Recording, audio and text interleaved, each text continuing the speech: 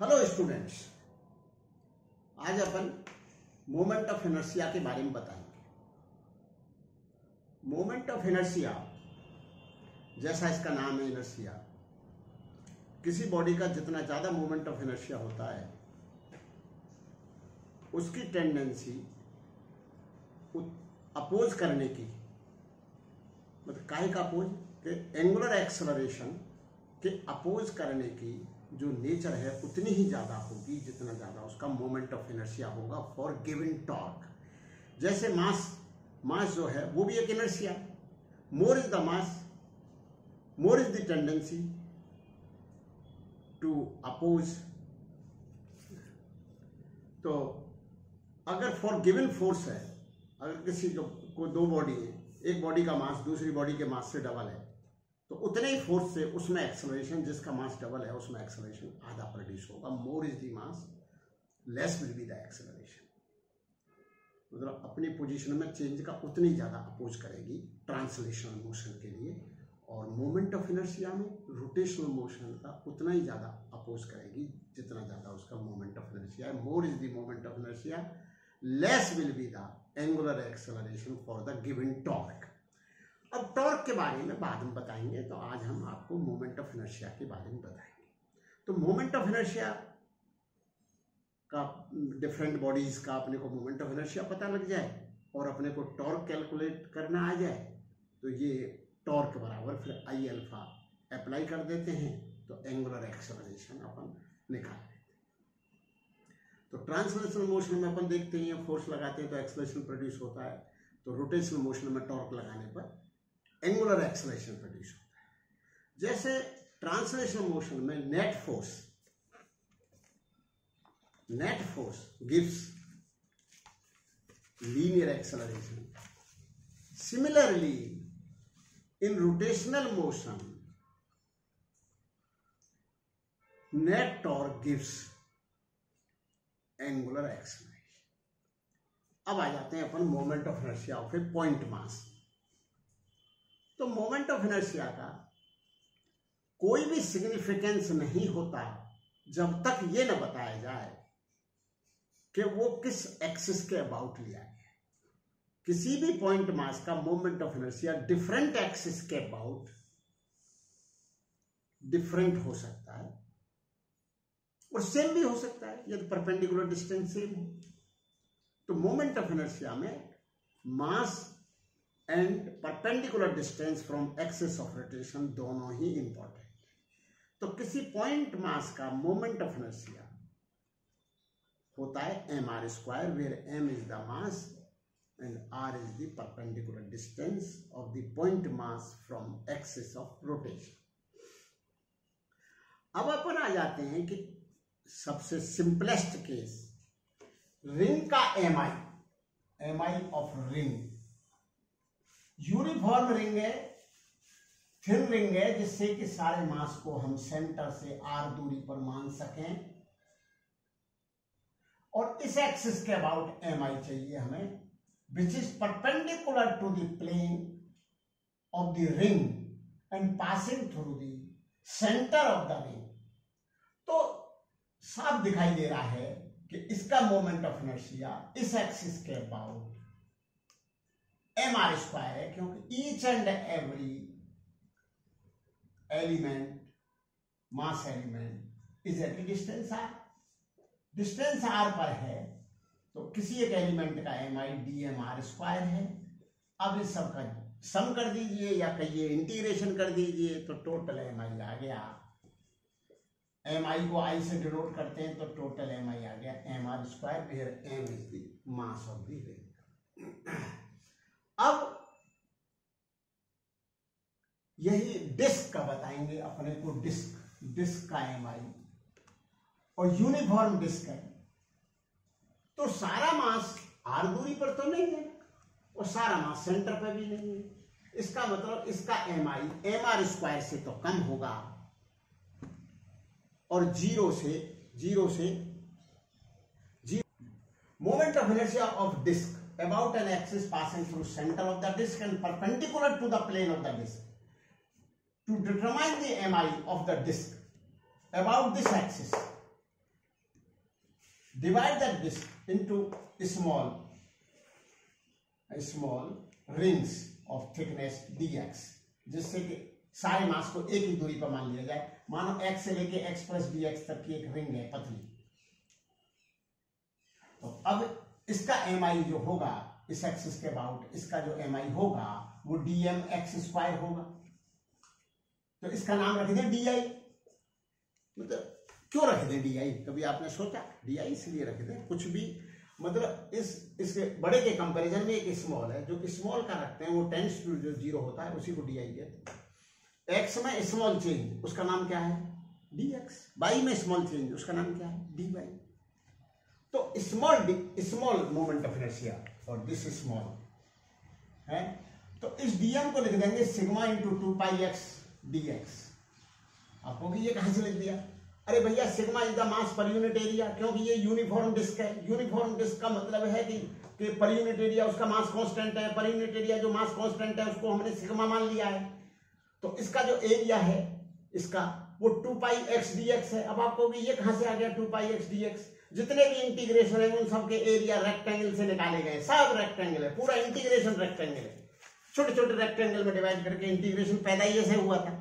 तो ये एक्चुअल में एक रेक्टेंगल है, तो इसको यहां से काट के इसको सीधा कर दो तो ये रेक्टेंगल ही तो लगेगा, यो करके यो वाला रेक्टेंगल। और रेक्टेंगल का एरिया क्या होता है? Length into breadth, breadth dx है और लेंथ 2πx है, इसलिए इसका जो एरिया है 2πx dx है इनटू x²। तो क्या हो गया? 2π सिग्मा x³ dx। अब इसको इंटीग्रेट करो तो 2π सिग्मा x पे 4/4, जिसको इंटीग्रेशन इतना छोटा सा फार्मूला आता होगा। कल परसों आप IIT जेई का एग्जाम देने जा रहे हो, है जेई मेंस, तो इतना तो आता ही होगा। तो इसको इंटीग्रेट कर दो फ्रॉम 0 टू r, तो ये हो गया 2π सिग्मा r पे 4/4 sigma into πr²। Sigma into πr² को मास लिख दो, तो ये हो गया 2 से 2 तो पहले ही कट गया, तो ये हो गया mr²/2। ये होता है डिस्क का मोमेंट ऑफ इनर्शिया। डिस्क का मोमेंट ऑफ इनर्शिया ये होता है।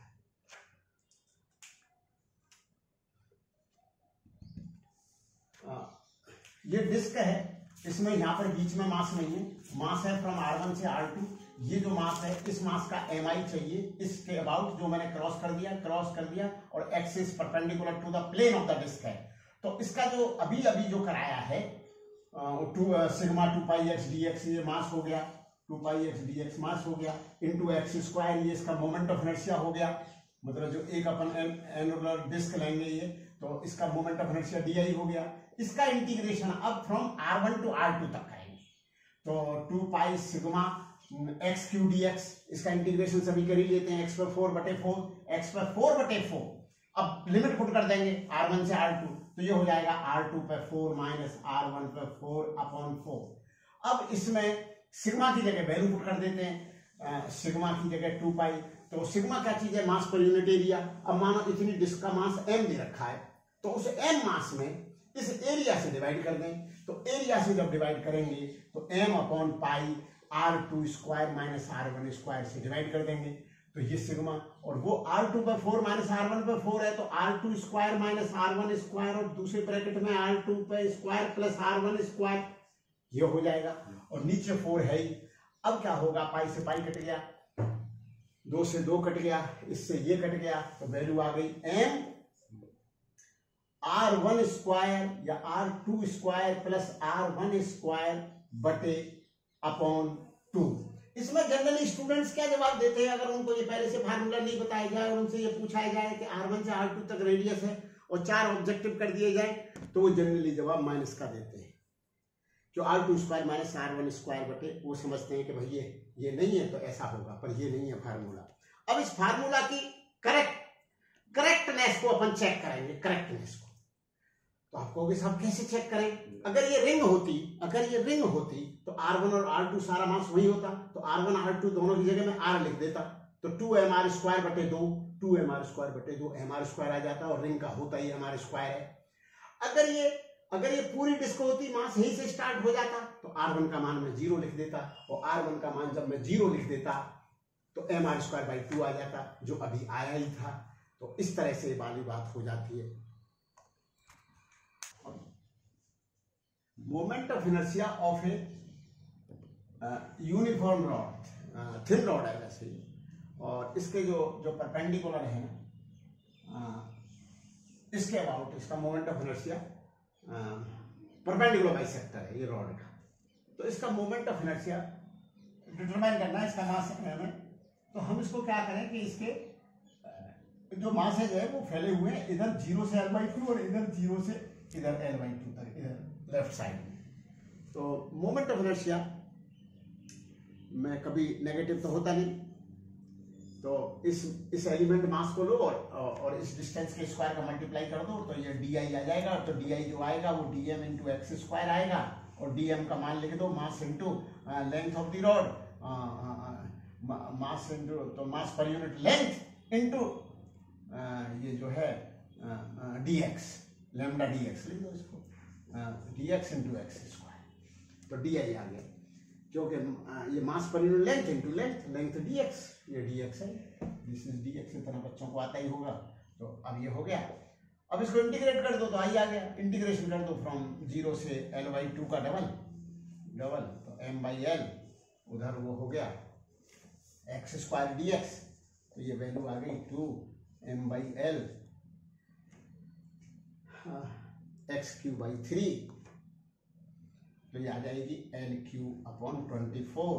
तो ये हो गया mL²/12 मोमेंट ऑफ इनर्शिया ये आ गया। फिर ये प्रश्न उठता है कि ये जो मोमेंट ऑफ इनर्शिया है ये mL²/12 है, तो इसका मतलब मैं स्टूडेंट्स को बताना चाहता हूँ कि जैसे मानो मैं अपने हाथ को, इस हाथ को यूनिफॉर्म रॉड मान लूँ, जो कि नहीं है, यूनिफॉर्म रॉड मान लूँ, और इस एक्सिस के अबाउट इसको मैं यूं घुमाऊं है। अब इसका मोमेंट ऑफ इनर्शिया mL²/12 नहीं है, क्योंकि इस हाथ को जो घुमाया जा रहा है वो एंड के अबाउट घुमाया जा रहा है। तो एंड के अबाउट जो mi होगा वो ये नहीं होगा जो परपेंडिकुलर बाइसेक्टर के अबाउट घुमा में होकर के, तो ये ज्यादा होता है। तो इस केस में क्या करना पड़ेगा, इस केस में m/L into dx into X square integration from 0 से L, तो ये आएगा mL³/3। इसके अबाउट डिटरमाइन करना हो तो m/L into dx into X square integration from 0 से L, तो ये क्या आने वाला है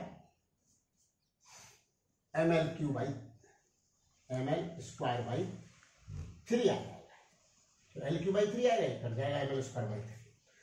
तो अब इससे एक बात बताना चाहता हूं मैं आप लोगों को कि कोई बॉडी है, उसका मोमेंट ऑफ इनर्शिया उसके सेंटर ऑफ मास से पास होने वाले एक्सिस के अबाउट लीस्ट होता है, सबसे कम होता है। अब इसमें पूरी तरह से बात नहीं बोली मैंने अभी,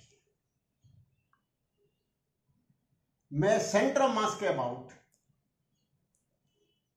के पास होने वाले एक्सिस के अबाउट मोमेंट ऑफ इनर्शिया मैं ज्यादा भी बता सकता हूं, ज्यादा होता है, लेकिन मैं किससे कंपैरिजन कर रहा हूं कि सबसे कम होता है, कि एक एक्सिस CM से जा रहा है और अन्य एक्सिस उस एक्सिस के पैरेलल है। तो जितने भी पैरेलल एक्सिस हैं उनमें से एक जा रहा है CM से, उसके अबाउट लीस्ट होगा। समझे आप बात? कंपैरिजन ये चल रहा है, कंपैरिजन ये नहीं चल रहा कि वो एक्सिस किसी भी तरह से होगा, मतलब वो सारे एक्सिस। तो फिर एक थ्योरम है, वो कहलाती है थ्योरम ऑफ पैरेलल एक्सिस।